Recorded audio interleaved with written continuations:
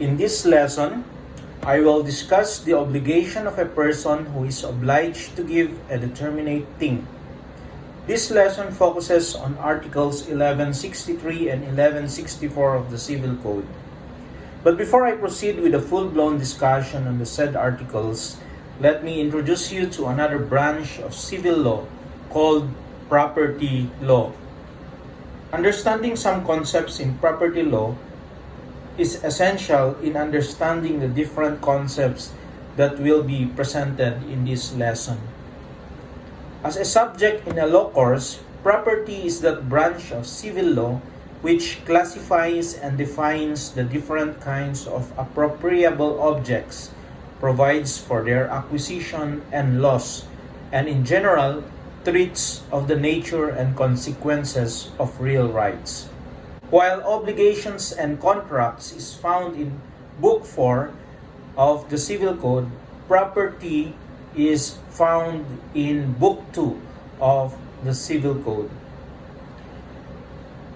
Under the Civil Code, property, considered as an object, is that which is or may be appropriated. Property is an object or a right which is appropriated or susceptible of appropriation by man, with capacity to satisfy human wants and needs. Connected to the concept of property is the concept of things. Things can refer to existing objects which can be of some use to man. Now, I said that property is an object or a right which is appropriated. But what is this concept of appropriation? Appropriation is the act of taking a thing for one's own use.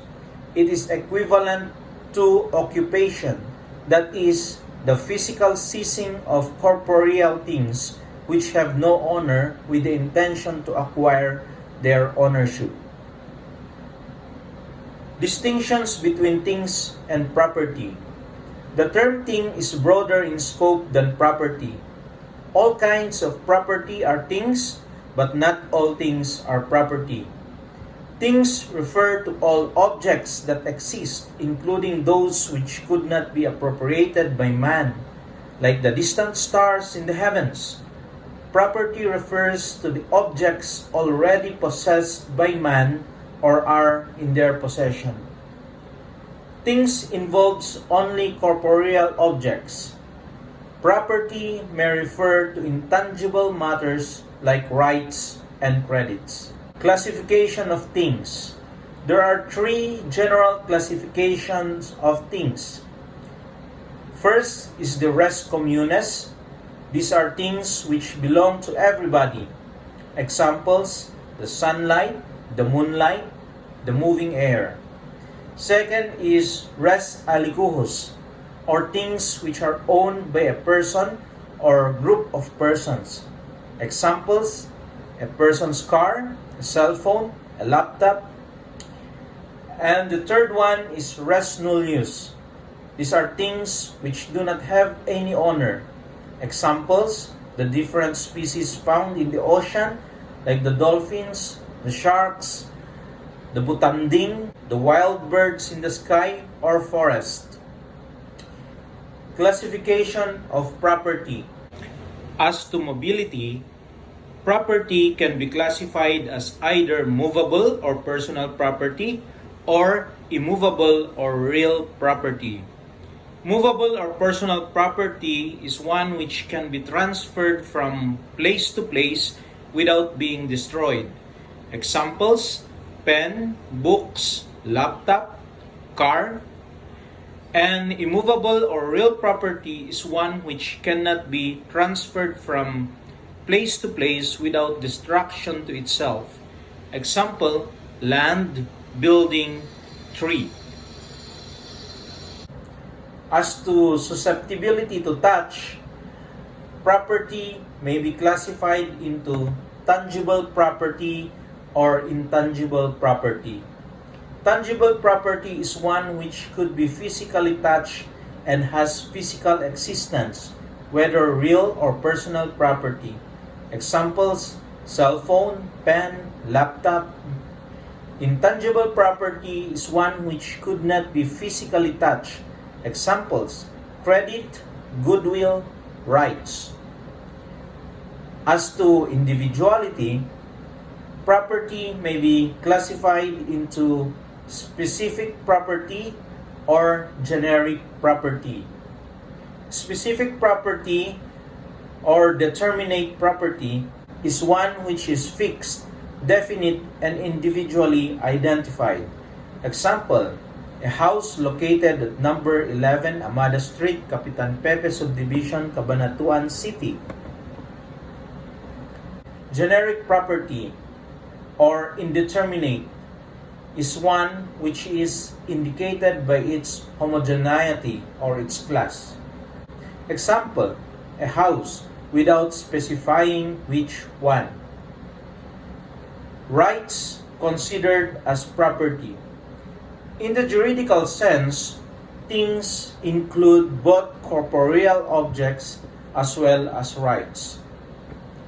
Only patrimonial rights can be considered as things. Non-patrimonial rights like right to liberty, right to live, family rights cannot be considered property. Classes of rights considered as property. Rights considered as property may either be a real right or a personal right. A real right is the power belonging to a person over a specific thing without a passive subject, individually determined against whom such right may be personally exercised. It can be exercised not only against a particular person, but against the whole world. Personal right, on the other hand, is the power belonging to one person to demand of another as a definite passive subject the fulfillment of a prestation to give, to do, or not to do. Personal right is the equivalent of right of obligation, which means the obligee can enforce the right against the obliger.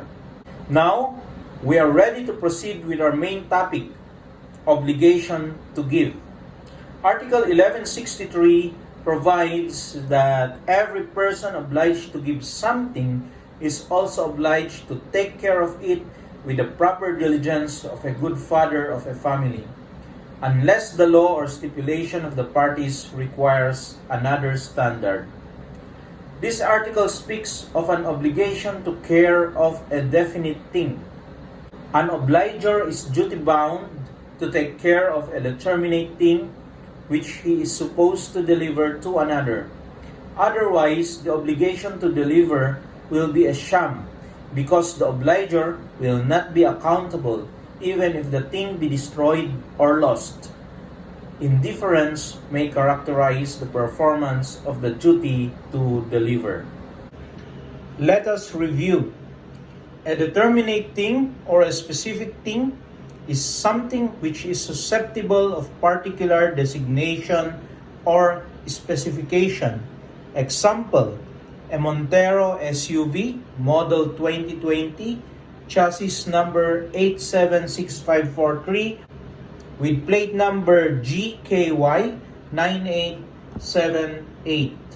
On the other hand, an indeterminate thing or generic thing is something which is not particularized or specified, but has reference only to a class or genus. An example would be a car. And again, Article 1163 speaks of the duty of an obliger to give a determinate thing. It does not speak of the duty of an obliger to deliver an indeterminate thing. In relation to Article 1163, we need to define some terms in order for us to have a better understanding of the article. First is diligence. Diligence is the attention and care required of a person in a given situation and is the opposite of negligence. Next is due diligence. Due diligence is that measure of prudence activity, or assiduity as is properly to be expected from and ordinarily exercised by a reasonable and prudent man under the particular circumstances. It is not measured by any absolute standard, but depends on the relative facts of the special case.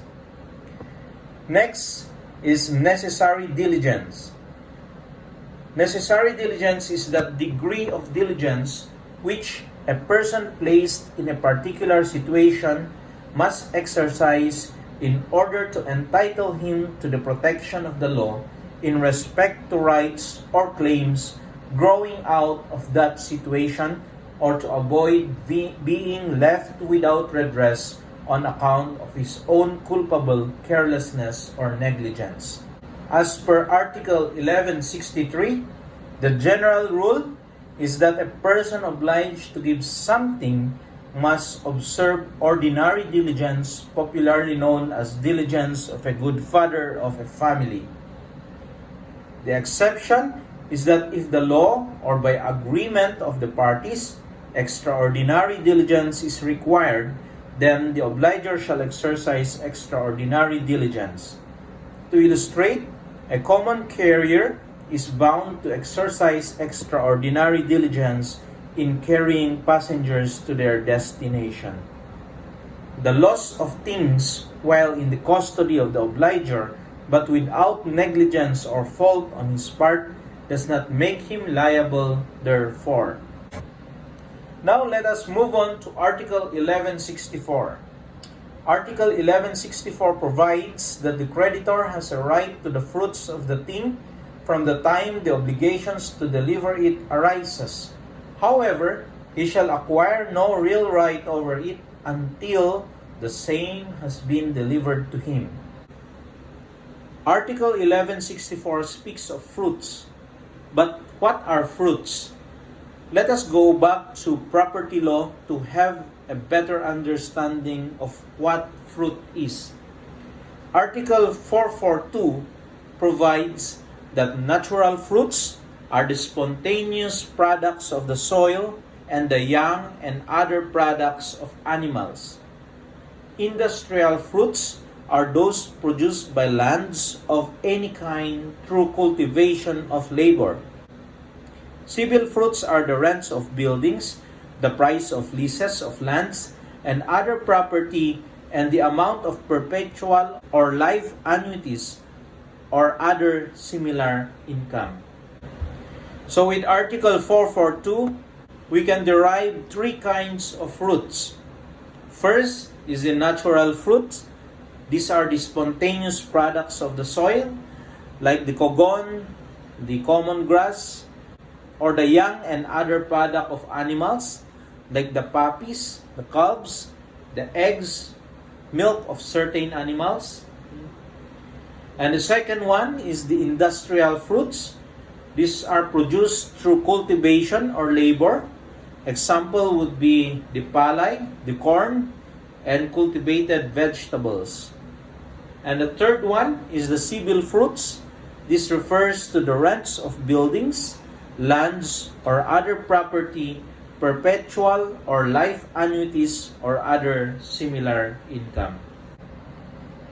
Article 1164 answers the question, when does the creditor have the right to the fruits of the thing to be delivered to him by the obliger? Article 1164 provides that the creditor shall have the right to claim the fruits of the determinate thing which the obliger is bound to deliver to him only from the moment the obligation to deliver arises. But when does the obligation to deliver arise?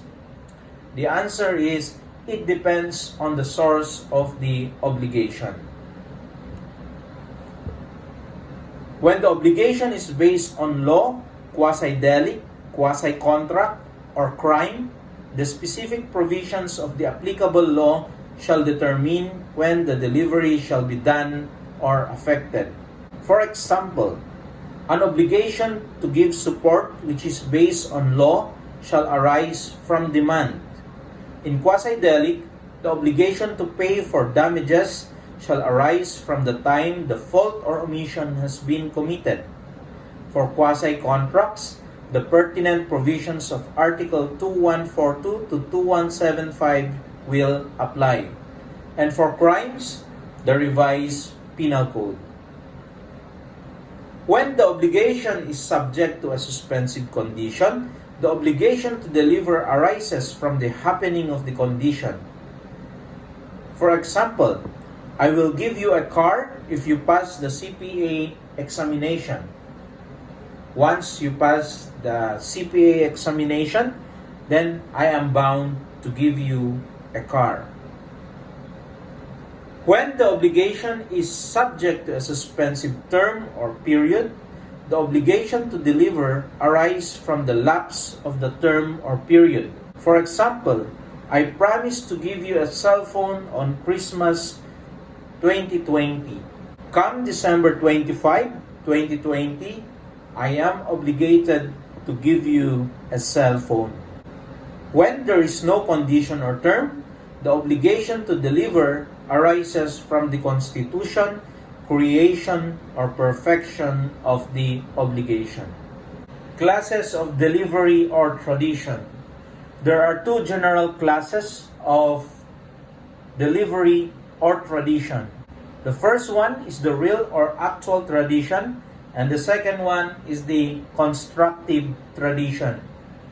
Real or actual tradition contemplates the actual delivery of the thing from the hand of the grantor to the hand of the grantee, if the thing is a personality. If it is a realty, it is manifested by certain possessory acts executed by the grantee with the consent of the grantor, such as by taking over the property or by entering it and occupying it. Constructive tradition happens when the delivery of the thing is not actual but representative or symbolical in essence, but there must be the intention to deliver the ownership. The following are the kinds of constructive tradition. A. Tradition symbolica. It consists in the delivery of certain symbols or things representing the thing being delivered, such as keys or titles. B. Tradition instrumental. It consists in the delivery of the instrument of conveyance to the grantee by the grantor. C.